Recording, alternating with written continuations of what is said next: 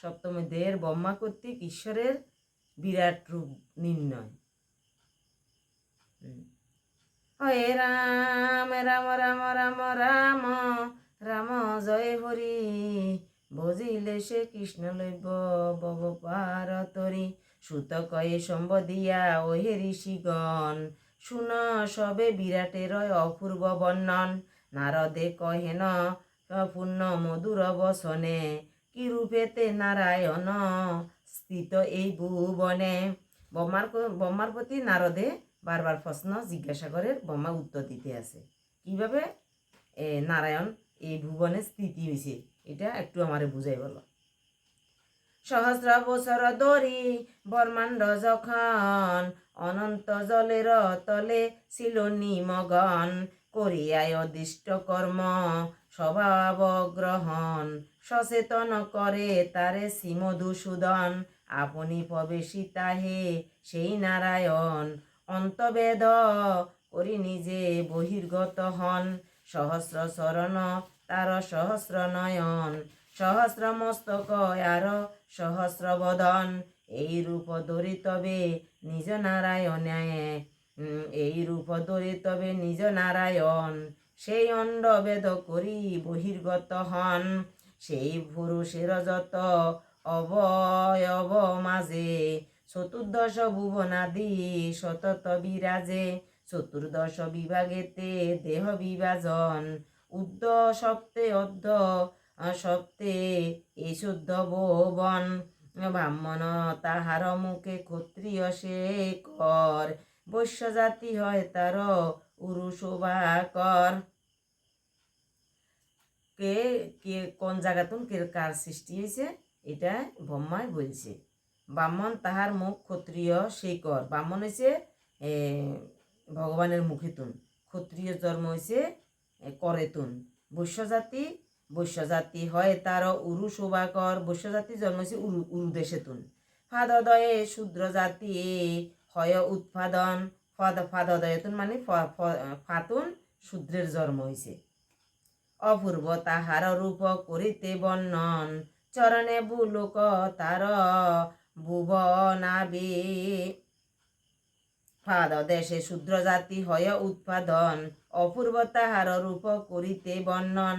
চরণে ভুলোক তার ভুবনাবি দেশে, স্বর্গলোক বিরাজ করে হৃদয়ের অশেষে। গোবক্ষ মাঝে মহালোক কিবা শোভা পায়, জনলোক শোভে সদা তাহার গিব্রায়। উষ্টদয়ে তপলোক বর্মলোক মাতে, উদ্যাঙ্গে ও এই সপ্তলোক রহে তার সাথে। কটিতে অতল শোভে উরুতে বিতল, জানুতে সুতল শোভে জঙ্গে তলাতল। মহাতল সদাই বিরাজে গুলপ ভাগে, রসাতল বর্তমান চরণের আগে। পদতলে পাতাল বিরাজে অনুক্ষণ, এই রূপে বিরাজিত এই শুদ্ধ ভুবন।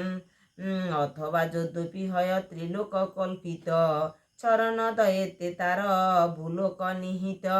নাবিদেশে ভুবলোক স্বর্গলোক শিরেতে, নাবিদেশে ভূলোক স্বর্গলোক শিরেতে। বাসুদেব অঙ্গস্মৃতি হয় এই অমতে, বাগ্রিন্দ্রিয় আর বহি তাহার আনন। বেদেতে অপূর্ব তার তর্কাদি শোভন, হৈব্য কৈব্য অমৃতান্ন ষড়বিধ রস। ইহাই জিহ্বায় তার হয় সদা বশ, প্রাণাদি অন্তর বায়ু বহিরস্থ পবন। ইহাই সে পুরুষের নাসিকা শোভন, অশ্বিনী ও অন্তরিক্ষ আর গন্ধশয়। সেজনার গ্রান্ডীয় সবে হেন কয়, তাহার নয়নে রূপ তেজের উদয়। তাহার শ্রবণ হইতে দিকের নির্ণয়, শব্দযুক্ত কর্ণ তার নির্ণয় আকাশ।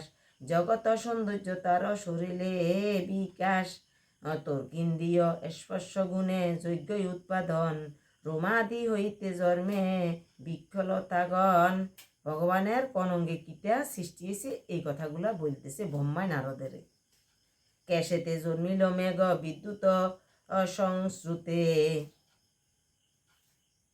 শিলাদি হইল তার পদনৌক হইতে, হস্তনৌক হইতে যত ধাতু উৎপাদন, বাহুতে জন্মিল যত লোকফালগণ, তাহার চরণ ক্ষেপ শুন মহাশয়, ভুলক প্রীতি যত লোকের আশ্রয়, ভয় হইতে ত্রাণ আর লম্বাদি রক্ষণ, আর ইষ্ট লাভ স্থান তাহার চরণ, জলমেঘ গুরু জলমেঘ শুরু, জলমেঘ শুক্রয়ার যত বাড়ি ছয়, তার ছিন্ন হইতে সবে সমদ্ভূত হয়, রতি ক্রীড়া সুখ যাহা জগতে প্রকাশ, পুরুষ উপস্থ হইতে তাহার বিকাশ, যম মিত্র আর যত পুরুষের স্থান, পুরুষের পায়ু হইতে জন্মে মতিমান, হিংসা মৃত্যু নরকাদি মন্দ স্থান যাহা, তার গুজ্জ দেশ হইতে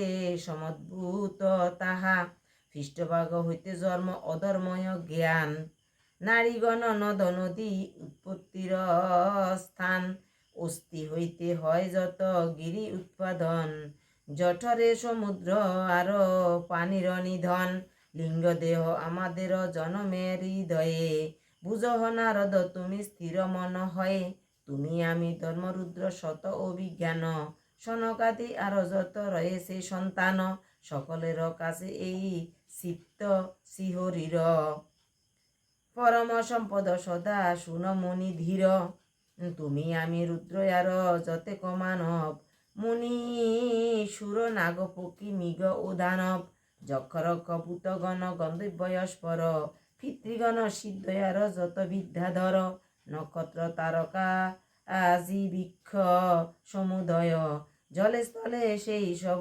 জীবজন্তুরয়, বিরাট পুরুষ যিনি জগতের ভূপ, এই সকল সদা হয় তাহার স্বরূপ, এই জগতে যাহা কিছু কর দর্শন, নাহি কিছু শোভা পায় ভিন্ন সে অজন, মানে এই জগতের মধ্যে যত কিছু আমরা দর্শন করি সব কিছু ভগবানের অংশ, সব কিছু ভগবানের অংশ অবতার, ভগবান হচ্ছে অংশ আর আমরা হচ্ছি ভগবানের অংশী। এই সে হেরিস বিশ্ব অসীম সমান, সকলি ব্যাপিয়া তিনি হন বিদ্যমান, তিনি ভূপ ভবিষ্যৎ তিনি বর্তমান, বেষ্টন করিয়া বিশ্ব করে অবস্থান, আপন মণ্ডলে থাকি যেমন তপন, মণ্ডল বাহিরে সুখে বীর ভিতরে কিরণ, সেই রূপ বিশ্ব আত্মা, সেই রূপে বিশ্ব আত্মা বিশ্বের কারণ, বিরাট রূপেতে তিনি প্রকাশিত হন, বিশ্বের অন্তরে আর বাহিরে সমান, আপন প্রভাবে তিনি সদা বিদ্যমান, দেহি কর্ম ফলে দেখো মৃত প্রাপ্ত হয়, ইহাও তাহার ধর্ম জানিবে নিশ্চয়, অভয়ের দাতা তিনি নাহি মৃত্যু তার, জীবের অকারণ সৃষ্টি করেন সংসার, পক্ষপাত নাহি তাহে আত্মভাবে গতি, অপার মহিমা তার অবিনাশমতি, ভগবানের কোনো পক্ষপাতিত্ব নেই, ভগবান সবাই লাই সমান, তার অপার মহিমা,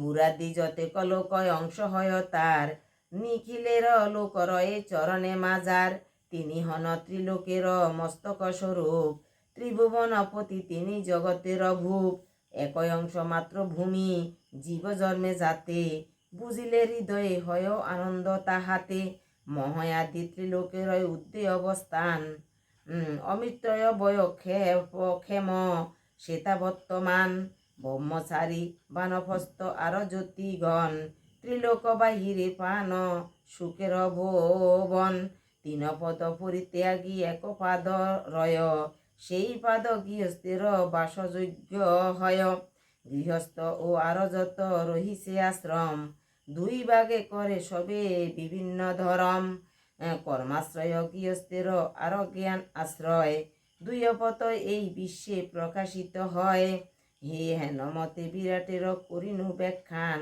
বুঝহ নারদ তুমি এবে আত্মজ্ঞান, সুভদ্র ছিল গীত হরিকথা সার, হরিমাত্র সংসারের একই আধার। এটি ব্রহ্মা কর্তৃক ঈশ্বরের বিরাট রূপ নির্ণয় সমাপ্ত।